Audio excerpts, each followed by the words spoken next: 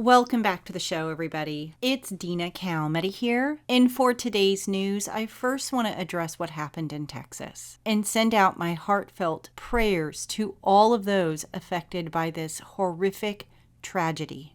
As many of you already know by now, it's being reported that at least 100 lives have been lost so far in the catastrophic flooding that slammed into Texas over the weekend. At least 82 people were killed in the devastation along the Guadalupe River outside of San Antonio, with 41 that remain missing. Survivors have described the floods as a pitch-black wall of death and said that they had received no emergency warnings. Officials have come under scrutiny as to why the residents and the youth summer camps along the river were not alerted sooner about the severe weather or told to evacuate. As of right now, at the recording of this show, the National Weather Service has extended a flash flood watch for the Texas Hill Country, where an additional 1 to 3 inches of rain is expected to fall today. But we have to ask the question, why does the United States just continue to get pummeled by historic storms after historic storm? We keep being told that what we are witnessing is normal,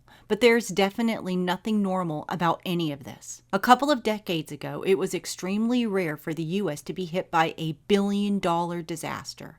But over the past couple of years, we have been averaging a billion-dollar disaster about every 2 weeks.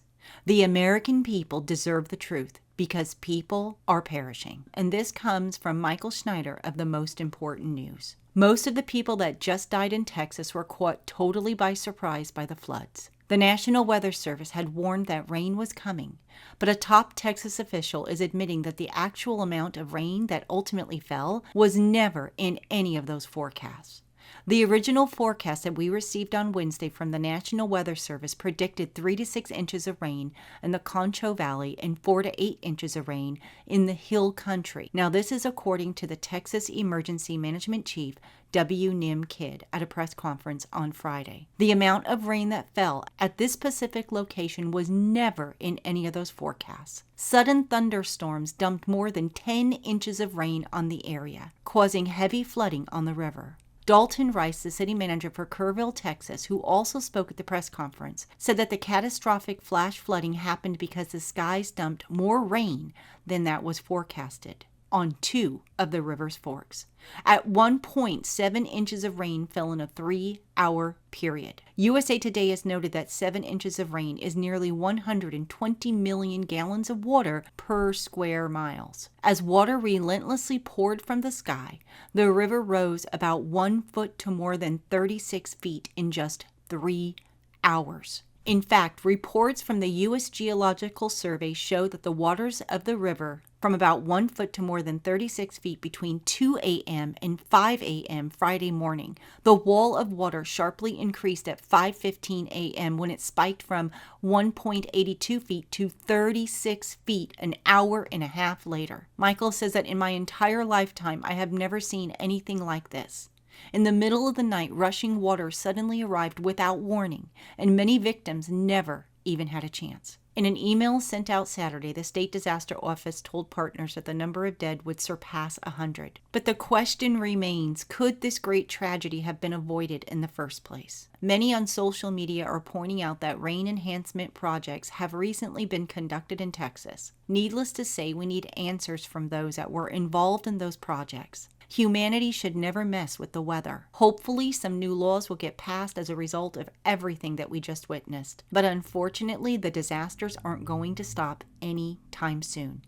In fact, a tropical storm could soon bring severe weather to Washington, D.C., New York City, and Boston. We just keep getting hit by one major disaster after another. In fact, in central North Carolina, many are dealing with the remnants of Tropical Depression Chantal, which brought heavy rain Sunday night, causing significant flooding across the region. Many roads are closed and several counties are under flash flood warnings. According to the Duke Energy outage map, thousands of customers across central North Carolina are without power after several storms that sparked warnings moved through. So back to what happened in Texas, this is an absolute tragedy. Those floodwaters went through a Christian camp. Children, you guys, 7, 8, 9 years old. And of course, there were adults as well. The majority of them lost their lives in this biblical flood. There are no words. I have never seen anything like this, ever. And I'm sure there's a lot of us out there that hasn't seen anything like this either. And as all we can do right now is pray. Pray for those that are still missing and pray for the families that are mourning. But we know that it's also a sign of the times. It's a sign. Jesus told us. And I had just brought you guys a report last week in regards to flooding. Jesus said that as it were in the days of Noah, so also shall it be in the days of the coming of the Son of Man. It doesn't help in any way, shape, or form, especially with the numbers that are still growing and all of these lives that were lost. We are watching biblical events take place. And it's not just happening here in the United States, it's happening all over the world.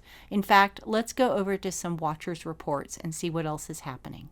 Though Watchers is reporting that rare snowfall affected high elevation areas in Turkey on July 2nd and 3rd. This phenomenon was caused by a sudden cold air mass impacting northeastern Anatolia, bringing precipitation and significantly lower temperatures to regions above 6,500 feet. Meanwhile, in Jersey, severe thunderstorms, including an EF1 tornado, struck central New Jersey during the evening hours of July 3rd, with 3 people perishing and causing widespread structural damage and power outages. For those that are listening from Jersey, is it normal for you guys to get tornadoes? I don't remember about hearing of tornadoes this much when I lived in New York. So very interesting. Now here's a very interesting report. As I just reported that Turkey had snow at certain levels, it's also been reported that a massive wildfire occurred in Turkey on July 2nd and burned over 26,000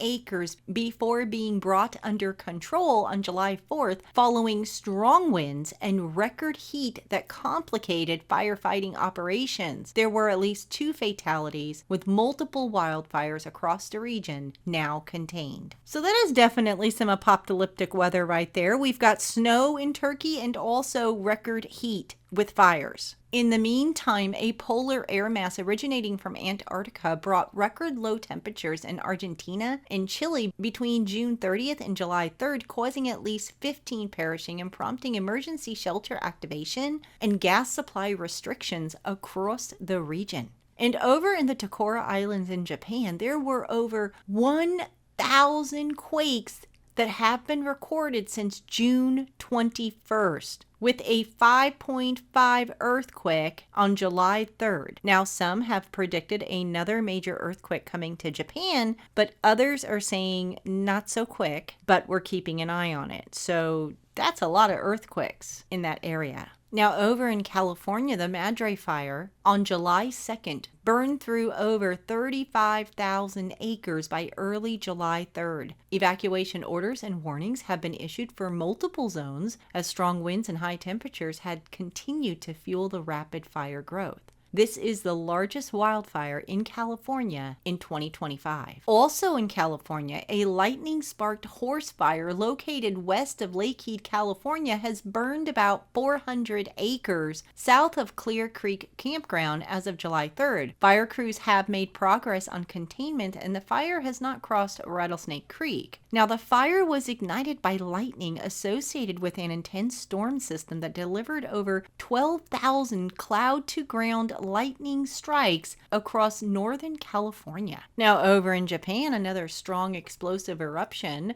occurred at Shinmoedake volcano on July 3rd, sending an ash plume up to 22,000 feet above sea level. In the meantime, signs in the sky, a rare bright daylight fireball streaked across the skies of Sweden on July 1st, producing a sonic boom. Now, with that said, Mount Luotobi Laki volcano has erupted, sending ash clouds 11 miles in the air. The volcano has been at the highest alert level since last month, and no casualties as of yet have been reported. In the meantime, we saw a strong and shallow 6.3 earthquake that slammed near South Island, New Zealand. In Taiwan, at least 4 have perished following Typhoon Dana's historic landfall. that occurred on July 6th, causing widespread flooding and damage. It was the first typhoon to strike the region since 1986. Now, in the meantime, let's talk about what's happening with Prime Minister Benjamin Netanyahu and President Trump. The Prime Minister's office says that the Prime Minister will meet with U.S. Special Envoy Steve Witkoff at 3 p.m. at the Blair House, the official guest house for visiting heads of state and other dignitaries where he is staying. At 4:30 p.m. local time, he will meet with U.S. Secretary of State Marco Rubio, also at the Blair House. At 6:30 p.m., Netanyahu and his wife will join U.S. President Donald Trump and the First Lady in the White House for dinner. According to the White House, their arrival and the dinner will be closed to the press. So I doubt we're going to hear anything today about what will result in Prime Minister Benjamin Netanyahu meeting with President Trump, but we can assume that it's definitely in regards to the Abraham Accords. President Trump said on Monday that there was a good chance of reaching a hostage deal with Hamas during the week. He said, "We've got a lot of the hostages out, but pertaining to the remaining hostages, quite a few of them will be coming out." He said the United States was working on a lot of things with Israel, including probably a permanent deal with Iran. Now, with that said, I'd like to move on to another very interesting report. Fox News is reporting that over 60 UFO sightings have been reported whizzing across the state in the first half of 2025. The state has had reports of an array of mysterious aerial objects ranging from glowing orbs and silent triangles to fast-moving disks and shape-shifting lights. The incidents span rural hamlets, suburban skies, and the bustling airspace of the Big Apple. The phenomenon appears to be statewide, with hotspots in urban centers like New York City, as well as multiple reports from smaller towns such as Chester Ridge and Evans Mills. Now, Evans Mills, which is located near a military base, saw repeated orb sightings in March, prompting witness speculation about possible connections to defense activities. The most common shapes were orbs, spears, and triangles frequently observed performing advanced maneuvers. So what are they, guys? Are they UFOs or is it the military?